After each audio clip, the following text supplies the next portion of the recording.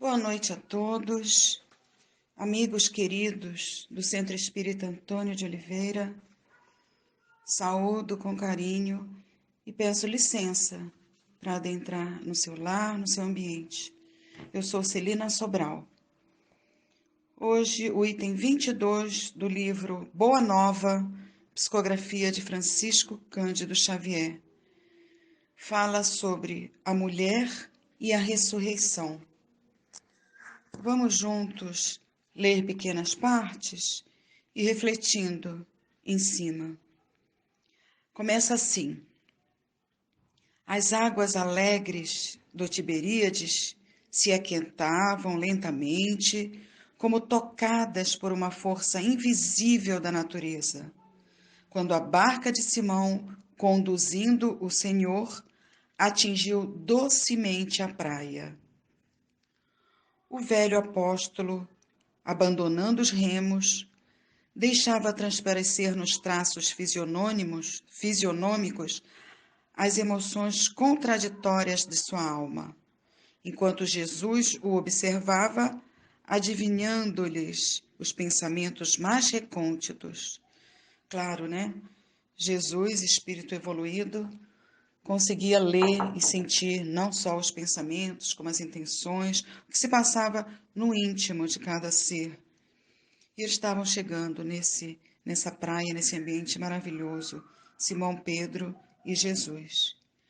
Aí Jesus fala: "Que tens tu, Simão?", perguntou o mestre com seu olhar penetrante e amigo. Surpreendido com a palavra do Senhor, o velho Cefas deu a perceber por um gesto os seus receios e as suas apreensões, como se encontrasse dificuldade em esquecer totalmente a lei antiga, que era a lei de Moisés, que julgava, que dizia olho por olho, dente por dente, para penetrar os umbrais da ideia nova no seu caminho largo de amor, de luz e de esperança. Ainda era difícil, pelo texto, para Simão perceber a nova lei de Jesus, que era a lei de amor, que era a lei de vibrar o melhor em relação a qualquer situação e a qualquer pessoa. Nós sempre precisamos ver o bem em tudo, porque, na verdade, o mal não existe, o mal é passageiro. Tudo que é negativo, tudo que é ruim, tudo que é ingratidão, vai se tornar gratidão, amor, bondade. Mestre, respondeu com timidez Simão, né?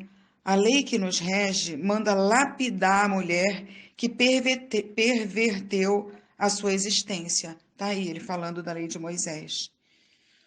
Conhecendo por antecipação o pensamento do pescador e observando os seus escrúpulos em lhe atirar uma leve advertência, Jesus lhes respondeu com brandura: quase sempre, Simão, não é a mulher que se perverte a si mesma, é o homem que lhe destrói a vida. Entretanto, tornou o apóstolo respeitosamente, os nossos legisladores sempre ordenaram severidade e rispidez para com as decaídas. Observando os nossos costumes, Senhor, é que temo por vós, acolhendo tantas meretrizes e mulheres de má vida nas pregações do Tiberíades. Porque Jesus reunia, né, à beira do Tiberíades e nos montes, etc., pessoas que consideravam distorcidas de menos virtudes, distorcidas das leis de amor, que eram ladrões, que eram prostitutas, que eram pessoas de má vida, de má fé em todos os sentidos. Então, lógico, como nós estudamos no Evangelho segundo o Espiritismo, são os doentes que precisam de médico. E Jesus sempre foi médico das almas e dos corpos. Então, era compreensível que, naquela época, Simão, ainda interpretando a lei de olho por olho, dente por dente, temesse pela situação, pela vivência, pelo exemplo que Jesus dava baseado no amor. E aí Jesus fala para Simão: nada temas por mim, Simão, porque eu venho de meu Pai e não devo ter outra vontade a não ser de cumprir os seus desígnios sábios e misericordiosos. Lógico, Jesus veio entre nós, veio no planeta Terra para pregar, ensinar, vivenciar o amor, mostrar para todos nós realmente como é que se faz para sermos salvos.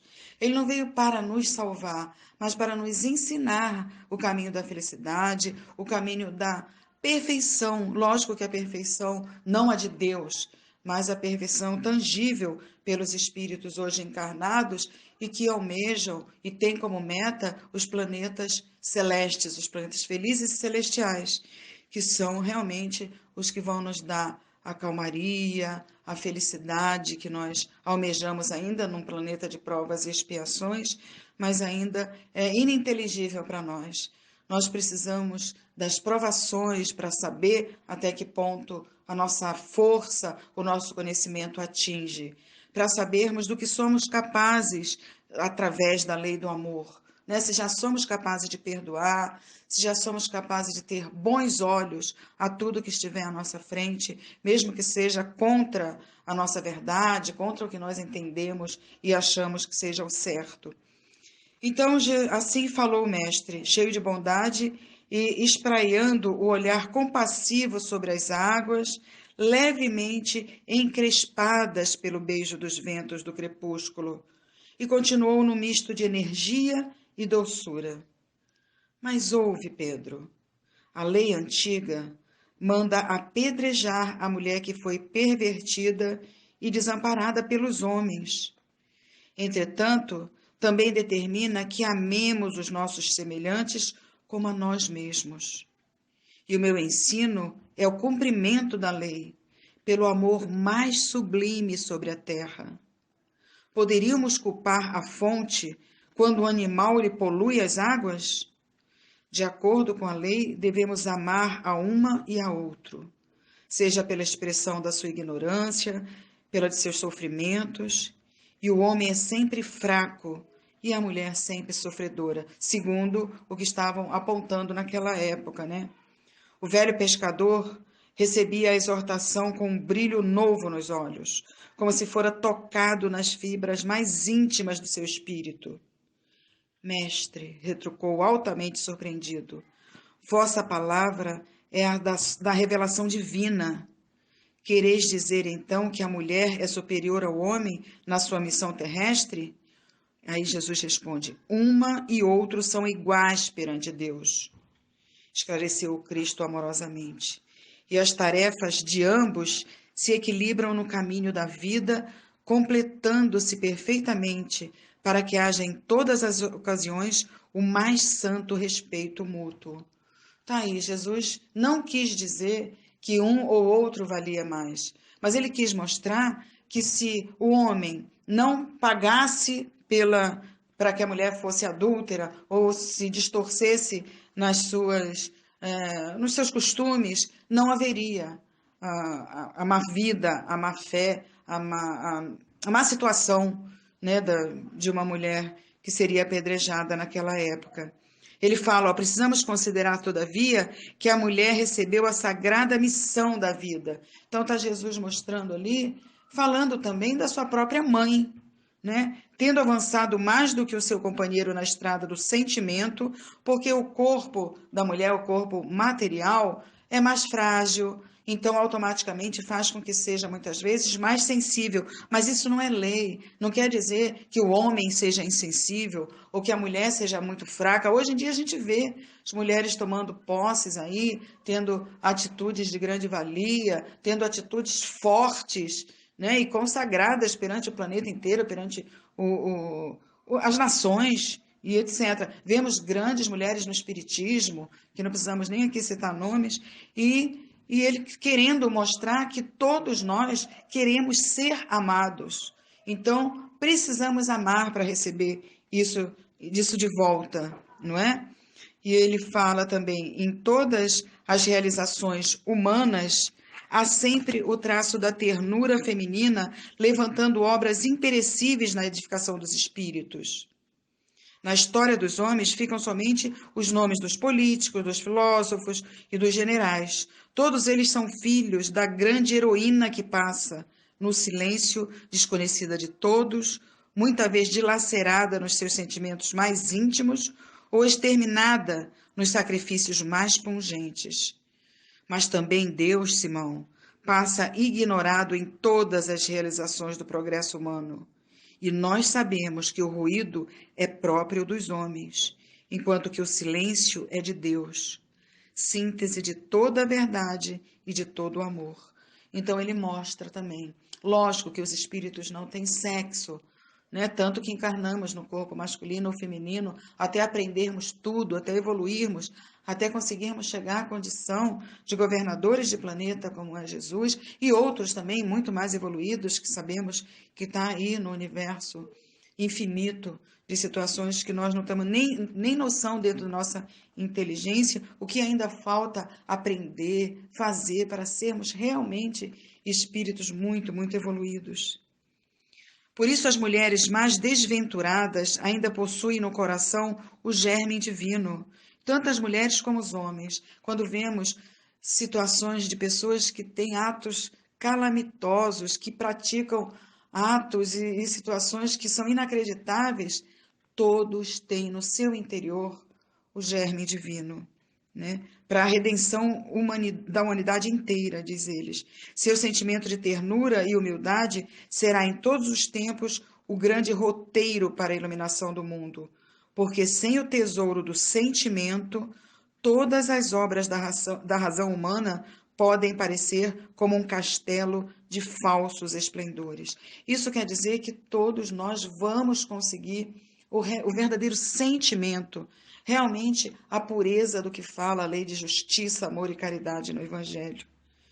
Simão Pedro ouvia o mestre tomado de profundo enlevo e santificado fervor admirativo. Tendes razão, Senhor, murmurou entre humilde e satisfeito. Sim, Pedro, temos razão, replicou Jesus com bondade. E será ainda à mulher que buscaremos confiar a missão mais sublime na construção evangélica dentro dos corações, no supremo esforço de iluminar o mundo. O apóstolo do Tiberíades ouvira as derradeiras palavras do Divino Mestre tomado de surpresa. Conservou-se, no entanto, em silêncio ante o sorriso doce do Messias. Muito distante, o último beijo do sol punha um reflexo dourado no leque móvel das águas que as correntes claras do Jordão enriqueciam. Simão Pedro, fatigado do labor diário, preparou-se para descansar com sua alma clareada pelas novas revelações da palavra do Senhor, as quais, cheia de luz e esperança divinas, dissipavam as obscuridades da lei de Moisés.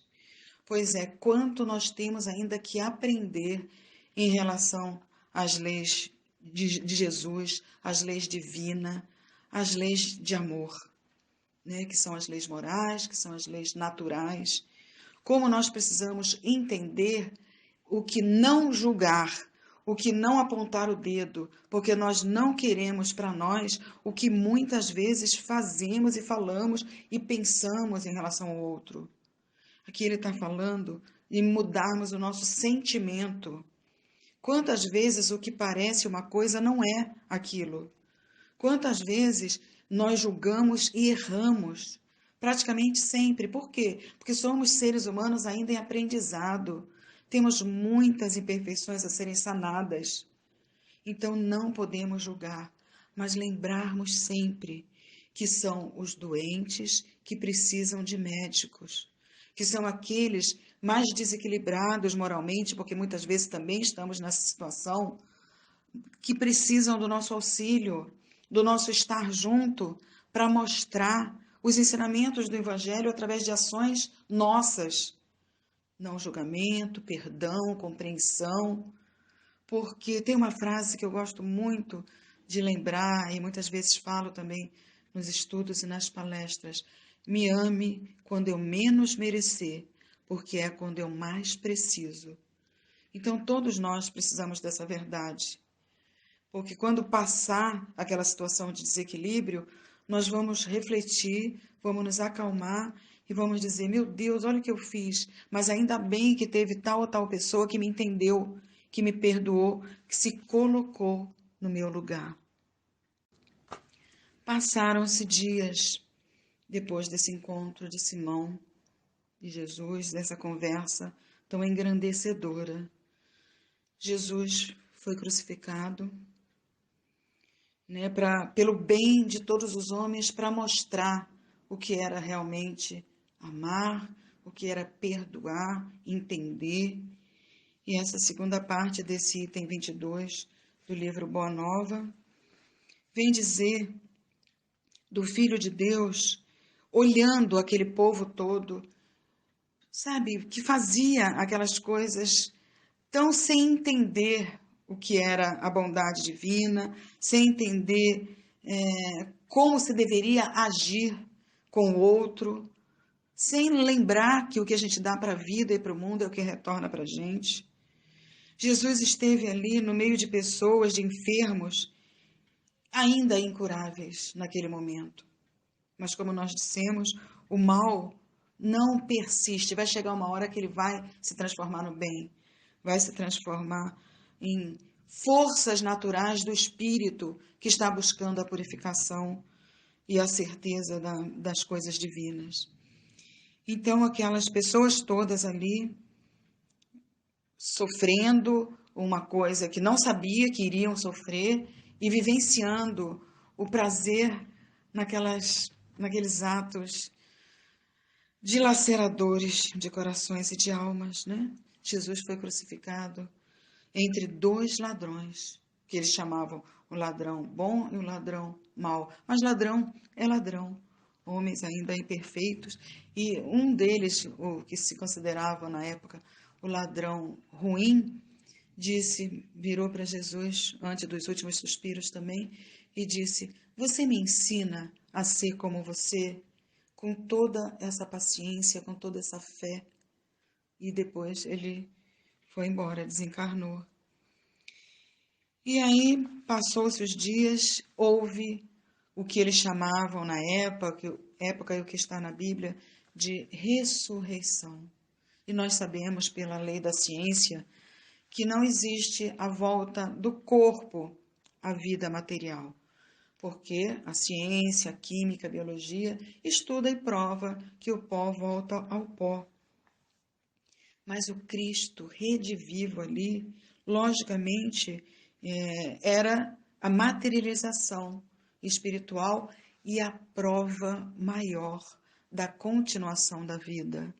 Lógico que as dores no nosso corpo nos trazem sofrimento quando estamos encarnados, porque estamos nesse corpo muito pesado, muito material, muito dolorido mesmo.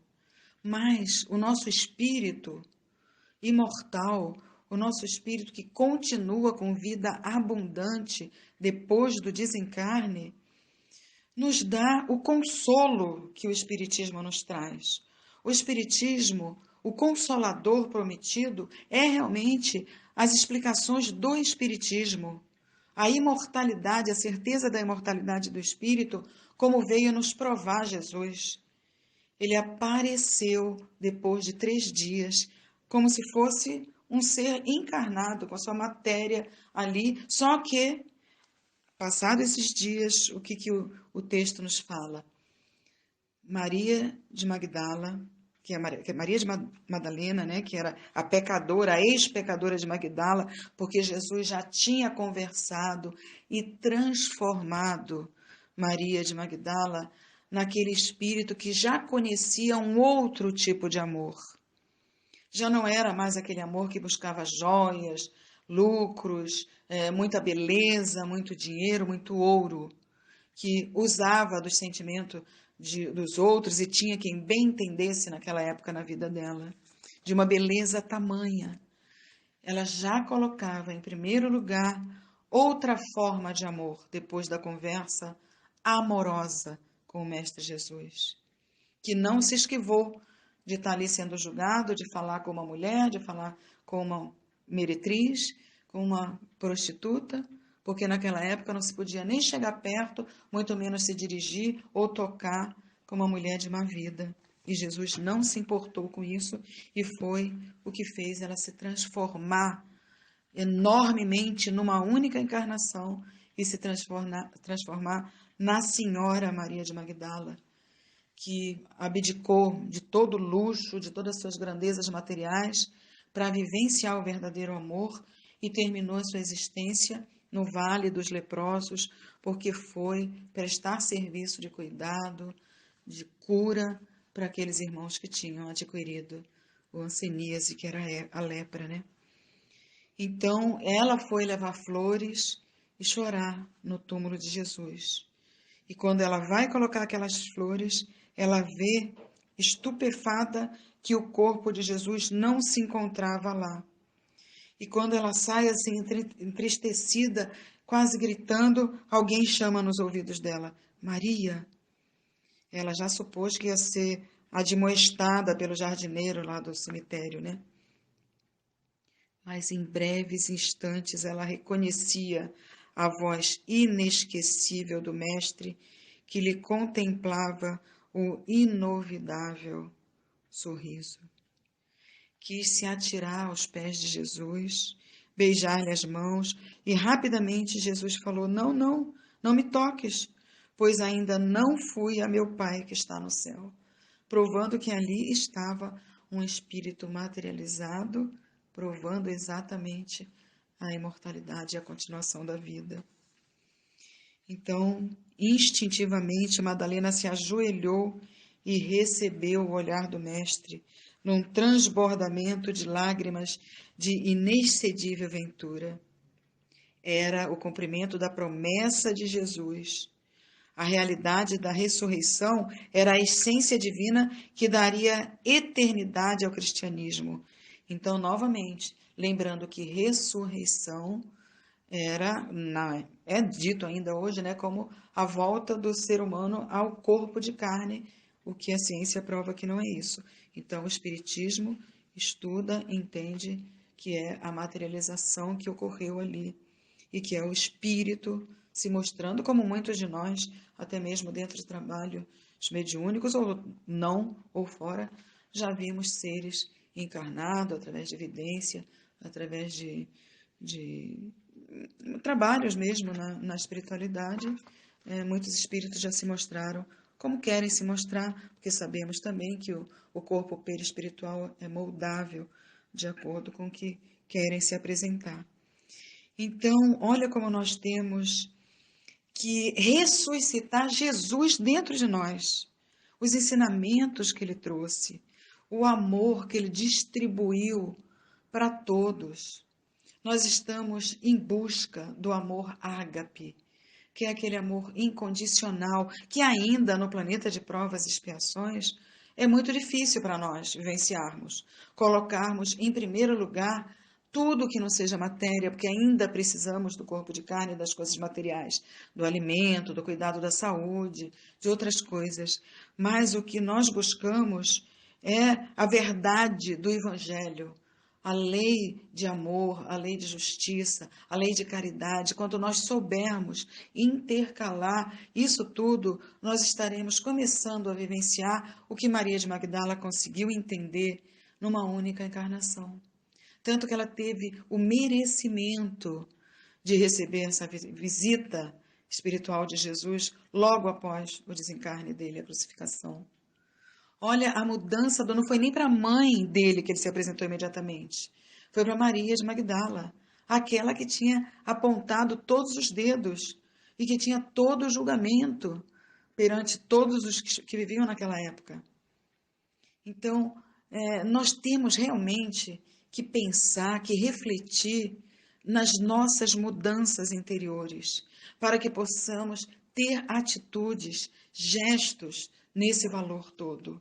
Dessa mudança que nós queremos, hoje nós ainda estamos estudando, tentando fazer isso. Nós ainda estamos em busca dos ensinamentos do Evangelho, das linhas desse livro Boa Nova, para nos fazer refletir as mudanças que precisamos ter, nem que sejam devagar ainda, mas que vão fazer a gente caminhar numa estrada de felicidade mais rápida, para ser mais duradouro quando chegarmos no final. E quando entendermos que amar o próximo como nós queremos que nos ame é uma situação que tira de nós e que nos dá uma leveza tamanho em relação às dores que ainda temos, em relação ao sofrimento, em relação a tantas vicissitudes que vêm ao nosso encontro por culpa e escolhas nossas mesmos. A nossa vontade ainda é muito distorcida, ainda é muito errada. Então vem uma lição dessa mostrando o amor de Jesus, mostrando a mudança de Maria de Magdala, lembrando para a gente passagens do Evangelho de Jesus que nos dão aquela balançada assim na mente e diz, espera aí, nossa, o que eu estou fazendo ainda para a dor me doer tanto e eu trazer para mim situações de sofrimento que de repente eu já deveria tirar de letra ou nem ter mais como sofrimento, mas sim como um ensinamento para aqueles que estão à minha volta, como um aprendizado para mim mesmo. Né? O Evangelho fala que o verdadeiro espírita é aquele que se esforça para combater as suas más tendências. O verdadeiro cristão, o verdadeiro espírita, mostrando que só a nossa intenção de melhorar, o nosso esforço, já é muito considerado pelo Pai Misericordioso. E pelos nossos mentores, e pelos nossos anjos guardiões, pelo nosso governador do planeta, que é Jesus. Então, nós precisamos fazer um pouquinho para termos um grande reconhecimento, não é? Aumentarmos a nossa fé, aumentarmos a nossa condição de ser humano buscando o bem, porque nós temos o perdão das nossas faltas quando realmente a nossa vontade é maior, no amor, nos aprendizados cristãos, e levarmos em consideração que não temos mais que colocar situações de olho por olho, dente por dente, que devemos sim retribuir o mal que fizerem a nós por atitudes de entendimento, de paz, de compreensão, de amor e de perdão. Nada de querer levar vantagem em tudo, nada de querer mostrar, não, olha, eu sou o melhor, eu sou o mais, sabe, que se destaca numa situação, numa palavra que foi dita ali de, não, eu vou querer ser melhor. Nós já não podemos mais vivenciar isso, porque não temos mais tempo a perder. Nós precisamos lembrar realmente do cristianismo que Paulo trouxe para nós, Paulo de Tarso, independente de controvérsias, de vários inimigos do espiritismo, do cristianismo na época no caminho, ele seguiu em frente, mostrando que não era quem estivesse contra o que ele estava sentindo em relação a Jesus que iria fazer com que ele desistisse. E nós, muitas vezes, desistimos muito fácil das nossas lutas, sem saber que às vezes falta frações de segundos para a nossa vitória. Que nós possamos nos fortalecer nos ensinamentos desse livro, nos ensinamentos do Evangelho de Jesus, nos ensinamentos de todas as lições de cristianismo e de amor que foi nos trazida por tanto e tanto tempo, e nós ainda estamos insistindo em nos mantermos estacionados, parados, enquanto que o tempo urge, as coisas estão acontecendo muito rápida.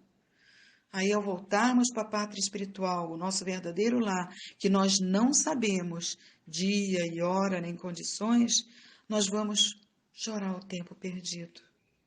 Nós precisamos aproveitar as oportunidades da vida, as oportunidades que a existência nos traz, nos dá, olhando realmente com os olhos do bem, olhando com os olhos do entendimento, tudo que vem ao nosso encontro, estendendo as mãos para aquele irmão nosso mais desequilibrado, mais carente, que não sabe, de repente, o mínimo que nós já sabemos, já estudamos, já compreendemos dos ensinamentos baseados em Jesus. E eles encerram esse capítulo dizendo: que é por isso que todos os historiadores das origens do cristianismo param apenas, assombrados ante a fé profunda dos primeiros discípulos que se dispersaram pelo deserto das grandes cidades para a pregação da Boa Nova, como foi Paulo de Tarso que nós falamos, e observando a confiança serena de todos os mártires que se têm sacrificado na esteira infinita do tempo pela ideia de Jesus. Perguntam espantados, como Ernest Renan, numa de suas obras: onde está o sábio da terra, que já deu ao mundo tanta alegria quanto a carinhosa Maria de Magdala? Pois é, e fica aqui essa reflexão para todos nós, perante ensinamentos tão grandiosos vindo por Francisco Cândido Xavier, através de tantas e tantas pedidas do plano espiritual para que a gente pare um pouquinho e tenha a modificação interior e a aceitação, porque muitas e muitas das coisas não estão, claro, sob o nosso controle, nem podem ser das formas que almejamos, que queremos. Então, que a nossa fé seja fortalecida, que o Mestre Jesus esteja sempre segurando nas nossas mãos, que nós possamos buscar as suas mãos e o colo carinhoso do nosso Pai maior, o nosso Pai, Deus de amor, de bondade, que nunca nos abandona, que nunca esquece de nós e que leva em consideração todos os nossos sacrifícios, sabe o que se passa dentro de cada um de nós, porque Deus está dentro de nós e olha a nossa vida através dos nossos olhos. Sê conosco, Senhor, agora e sempre.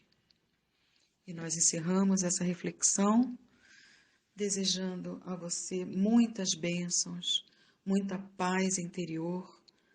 Que Deus e Jesus os abençoe. Gratidão pela sua atenção, pela sua companhia. Até uma próxima oportunidade.